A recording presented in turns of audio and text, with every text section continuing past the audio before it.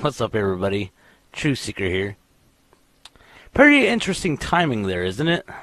Just weeks after Brennan's visit, Christopher Steele worked with Fusion GPS to produce the infamous anti-Trump memo on behalf of the Clinton campaign. According to a report earlier this month, former Senate Minority Leader Harry Reid believed Brennan was using him in order to publicize pretend links between Trump campaign associates and the Russian government.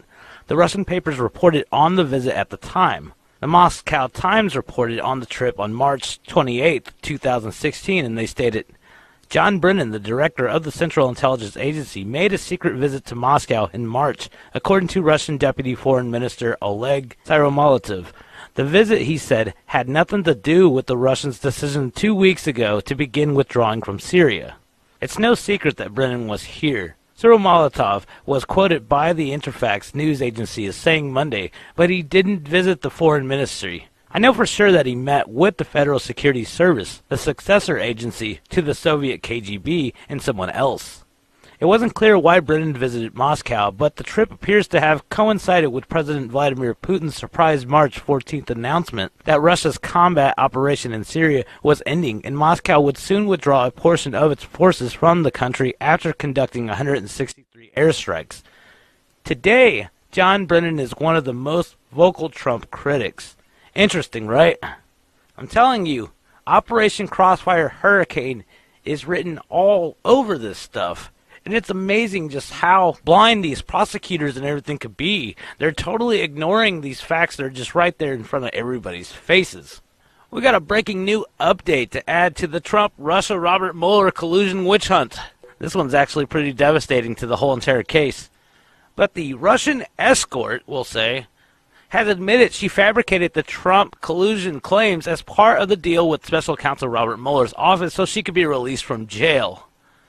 Oh my goodness, this is just getting too good, isn't it? Her name is Nastia Rebika. I hope I pronounced that right. She was granted a suspended sentence this week after she agreed to submit false claims about the Trump-Russia collusion to the FBI. So the Mueller special counsel broke her out of jail, basically. According to reports from Asia, says the Russian escort, going by the name Nastia Rebika, or Little Fish, has received a suspended sentence and released for time served 9 months in Thailand, where her group was arrested for conspiracy to provide sexual services to a group. She and her sex trainer partner will be deported to Russia. The pair admitted to hosting a sex training class in Thailand. Rebecca apparently suggested that she could provide the FBI data on Trump-Russian collusion. She played the deep state big.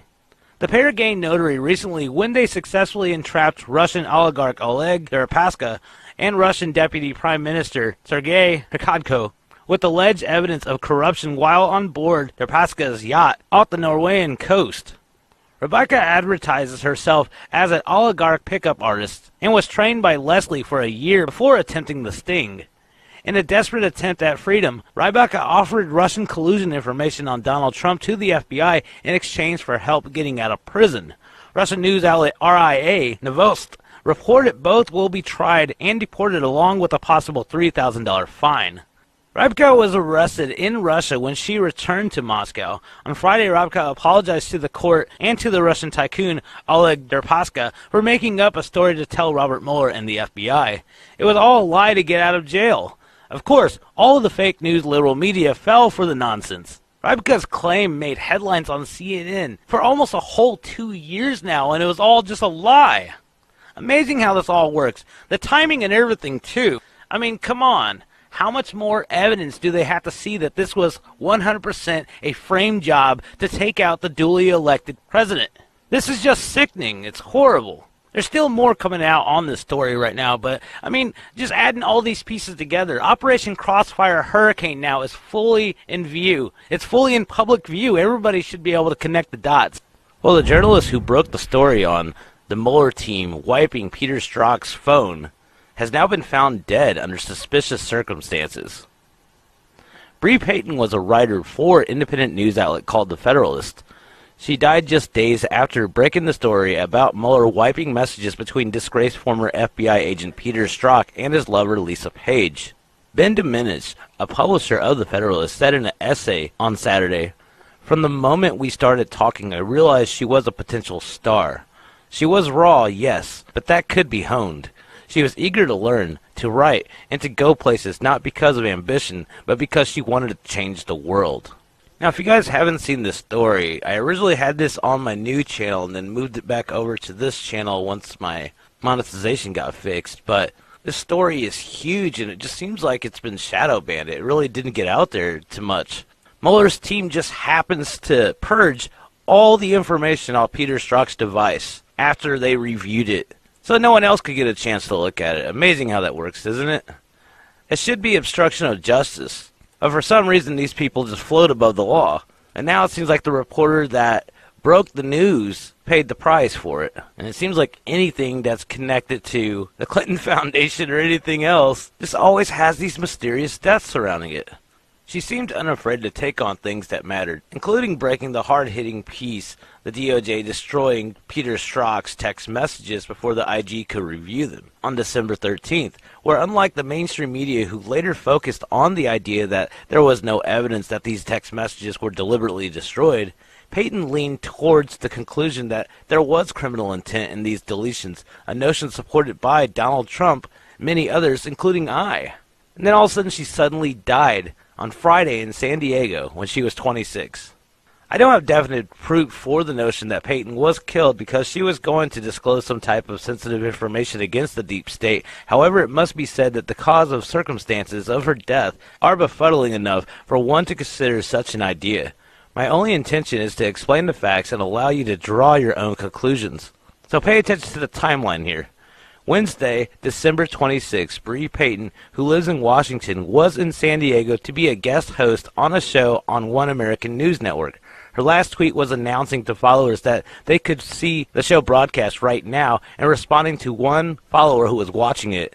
So as of Wednesday night, all was well with Bree Payton. Thursday, December 27th, Bree was staying with a good friend, Morgan Mutah, while in San Diego. Morgan found Payton unconscious in her bed around 8:30 a.m., as disclosed in this tweet. Friday, December 28th, by Friday morning, Bree had passed away. This webpage for Bree on Caring Bridge website, which appears to be a site that gives updated information on people who are in the hospital, seems to be where Bree's death was first announced. This was the page that Murtaugh had referred to in her tweet above, although at the time she tweeted it, it had obviously not declared that Bree passed away. There is no way of checking what it had said at the time, because unlike Twitter, this website only shows the latest update. Currently it reads as follows. Around 8:30 on December 27th, Bree's friend went into her room and found her unresponsive and barely breathing. She immediately called 911, and Bree was taken to the hospital where she was admitted to the ICU, sedated and intubated, and doctors began working up a diagnosis.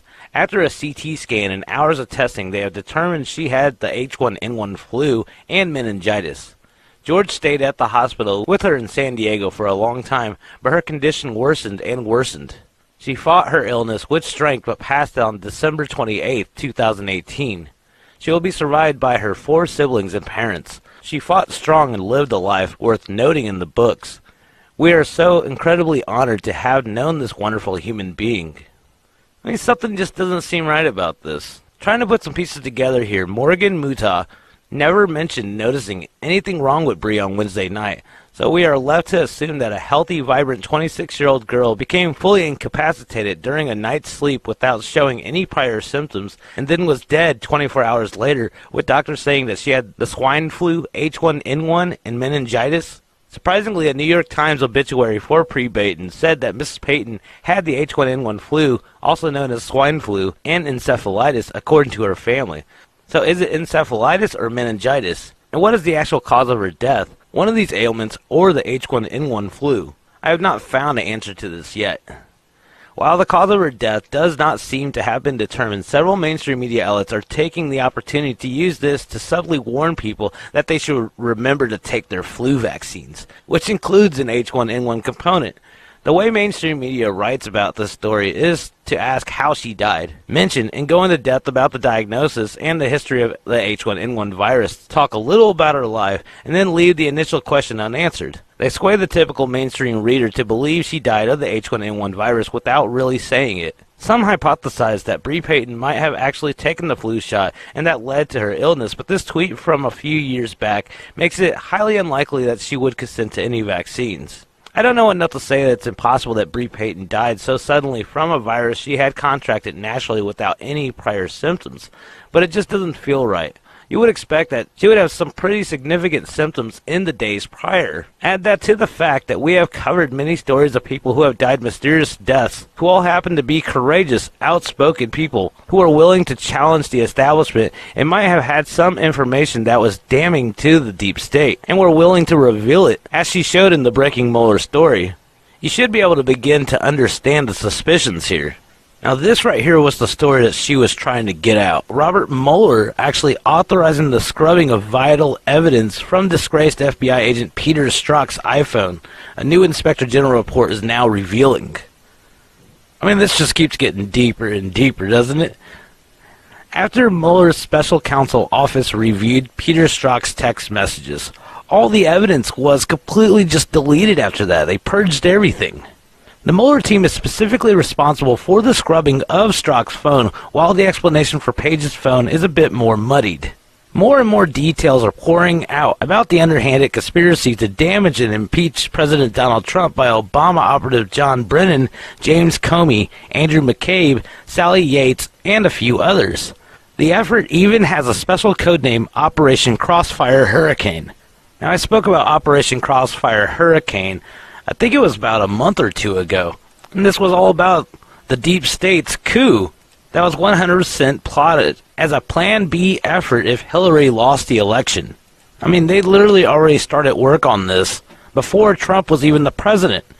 It was a Plan B that they had set, and we seen it in operation. And boy, was it obvious to any average American, or hell, anyone in the world that was watching this.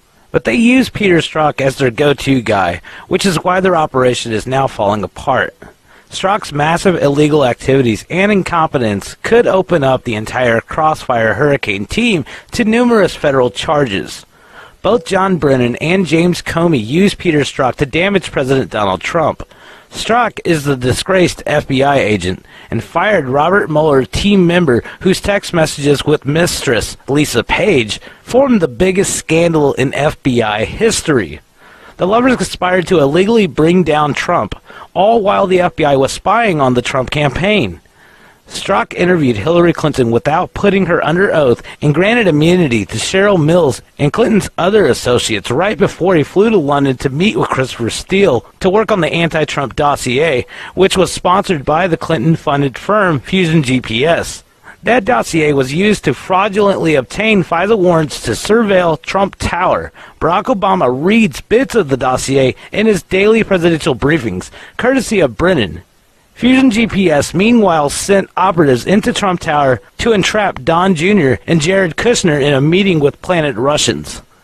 When it was time for the conspirators to focus on the Trump campaign advisor, George Papadopoulos, Strzok was there to run information about the advisor to the Australians.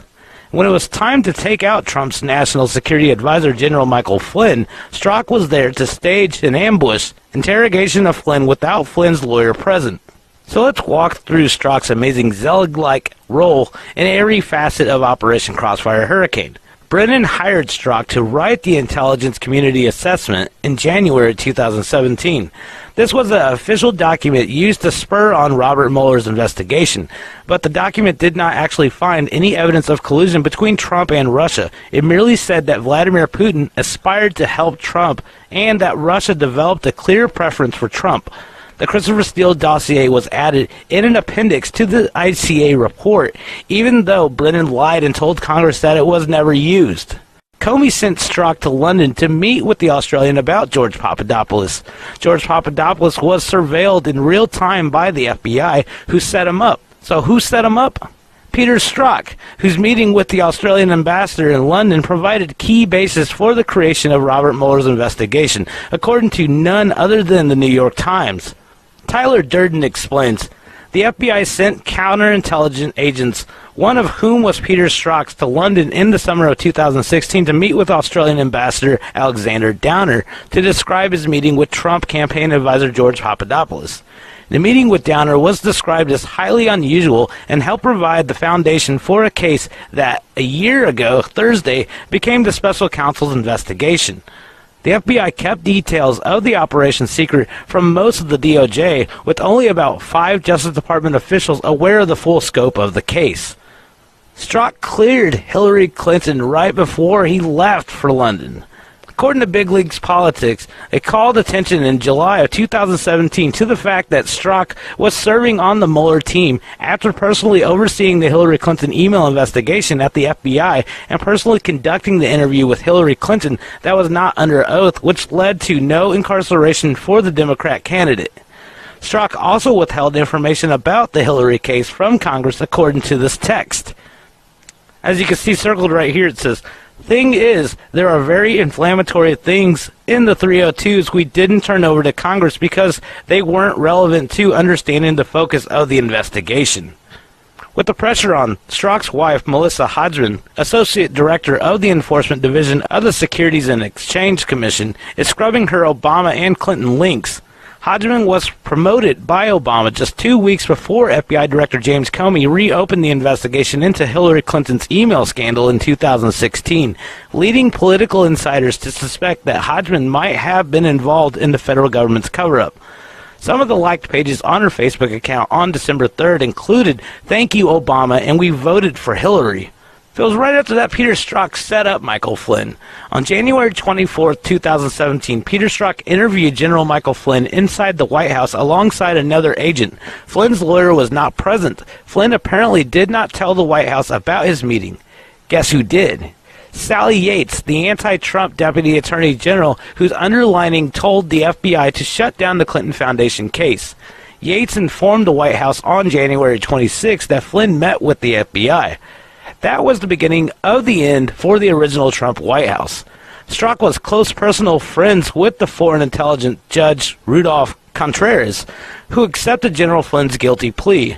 Contreras recused himself after he already accepted Flynn's guilty plea. How does that work? Strzok and Page detailed their plan to meet the Contreras in a July 25, 2016 series of texts. It reads right here, Page said, "Rudy is on the Foreign Intelligence Surveillance Court. Did you know that? Just appointed 2 months ago." Strzok replied, "I did. I need to get together with him." Page replied back, said he gotten on a month or two ago at a graduation party we were both at. Isn't that amazing? I mean, it's just right there in black and white. Strzok and Page's text revealed their anti-Trump plot right off the bat. It was well known that Strzok and Page discussed their anti-Trump conspiracy many thousands of times over text messages that have been mostly released. The lovers' repeated references to the CF refer to Crossfire Hurricane. Clapper tried to use the Supreme Court to block Trump's inauguration. In January, as Brennan was having Strzok write the fraudulent ICA report, Brennan's partner in crime, Obama, Director of National Intelligence James Clapper, was cooking up his own side plot to stop the Trump inauguration from happening. Clapper held a meeting in his office in January 2017 to discuss using a female Supreme Court justice to block Trump from becoming president due to the Russia conspiracy. A high-level member of the Intelligence Committee who witnessed this meeting said that Clapper discussed going to one of 3 female Supreme Court justices to make the case that alleged Russia interference could invalidate Trump's claim to the presidency. Another text the witness sent to BLP's source around the same time described how Deep State was making General Michael Flynn a rising target for his alleged involvement with Russians and stating that the House Speaker Paul Ryan is a wild card in the Deep State wars. I mean, this is too obvious to everybody. Brennan plotted for years to get Trump, starting with a fly-by-night operation in Reno. A whistleblower case currently in federal court in Washington, D.C. stands to bring out incredible allegations of John Brennan and James Clapper's move against Trump, Supreme Court Chief Justice John Roberts, and the former presiding judge of the FISA court, Reggie Walton. Real estate mogul Timothy Blyseth admitted that he saw records from CIA and NSA whistleblowers Dennis Montgomery proving that Clapper and Obama, CIA Director John Brennan, oversaw repeated spying on the phone calls of President Donald Trump and millions of other private American citizens, including Supreme Court Justice John Roberts and FISA Court Judge Reggie Walton. Fired former FBI Director James Comey received evidence from whistleblower's lawyer but sat on it. In an audio-taped interview conducted before Trump ever ran for president, Blyseth spoke to a former Maricopa County Sheriff Joe Arpaio and Detective Mike Zulu. The audio was released in connection with the civil contempt case that the Department of Justice filed against Arpaio. A software company, you don't get the alimony. She refused to. Turns out she has a partner named Dennis Lee Montgomery. That's the name you got to remember. Easy to remember. He's a very. I'll sit down with you after. I want to try to follow. He's a very genius computer guy. What they did is they were working for the CIA, and they masked it as I'm sure you'll remember this. The contracts with the CIA, which I had plenty of copies, said that they were decoding Al Jazeera television, said that there was broadcast embedded. Remember that? Yeah. Owned by Gore. Well, Gore's got part of it now, but it's all bullshit. That was bullshit. That was a front by the CIA. And this guy worked for Brennan and Clapper. Those were the two guys running it. He started out in 2004 with another partner in Reno, Nevada, called Intrepid. They collected about $40 million for the CIA, from the CIA. Top security clearance, all kinds of letters, emails, fallout. Gets to my wife in 2006. They started a new company that she owns, and they started doing the same business for the government. What it really turns out they were doing is they were hacking into all of America. Everything they said they didn't do that Brennan said recently, and mainly Clapper, is all bullshit. And I've got it right here. And every time we took his deposition, the head of the civil division, Carlotta Wells, of the Department of Justice would show up with CIA agents. Just show up. Every court appearance. CIA agents. Head of the civil division. I said, Jesus Christ, something's got to be wrong here. So in 2006, when my wife got together with the guy, but he left the first company, he gets a call from a CIA guy named Joe Liberatore, and says the FBI is going to raid your house in 3 days. They just got a FISA search warrant from the FISA court. So he takes all the hard drives that he made copies of. FBI comes in, raid him. Mike Flynn, lawyer, was here with me, was representing the guy at the time. They go to court, federal judge says, this is bullshit, throws it out, says, there's obviously something here that we don't know about. He says, you guys are right. I did hack into all your stuff. And I gave it to your ex-wife and all the lawyers. And he said, there's a lot more. He said, what I really did as a government subcontractor was I hacked into all of America for Brennan and Clapper. And I said, wow, that's pretty heavy stuff. Can you prove it? So it's taken me 8 months of dancing with this guy. And finally, he starts giving more evidence, and then it just blew me away. The guy had aneurysm surgery in the last 3 months. He was not successful. He probably will not live. So I think what it is, he wants to 10 years under, 8 years under a rock. He's tired of it. He may not live. He wants to get his life squared away. And he's pissed off at the administration. He got a death threat in writing last week. And so I said to him, when the Snowden thing came down, he starts laughing to me. He goes, Snowden is a punk. He doesn't have any information like I've got. So he starts showing me what he has. And I'm going, holy shit. He's got 900 million phone calls recorded. I mean, you call me, how long, what date, what time of day. Okay, that's one thing. I did it for the government. This is on a government computer, paid for by the government, the CIA, at Fort Washington, Maryland, which is 10530 Riverview Road in Fort Washington, Maryland. Then he's got bank accounts with the passwords and the usernames that the government got, just randomly all over the country. There's 153,000 in this county alone. 153,000 people were hacked in by Brennan and Clapper. So my ex-wife asked Jack Kent to go to Cheney to try and speed up a new government contract, which was slow. So they take her to the vice president. He says, give me a few days. Comes back and he says, we don't want any part of this. And they fire Brennan. So they must have figured something was skunky. So they fired Brennan. Brennan goes to work as the CEO of Analysis Group in Washington, D.C. They're basically ex-CIA guys that do contracting for the government. Private version of their old job. So he goes to Obama, then senator, and says, you should hire us in that analysis group if you're going to run for president. Obama does. They have tons of money, millions of dollars. And if you may not recall this, Joe, but there was a little bit of a flap about the birth certificate back then. There was an accusation that someone had gotten into the birth certificate records of Hillary Clinton, Mitt Romney, and Obama.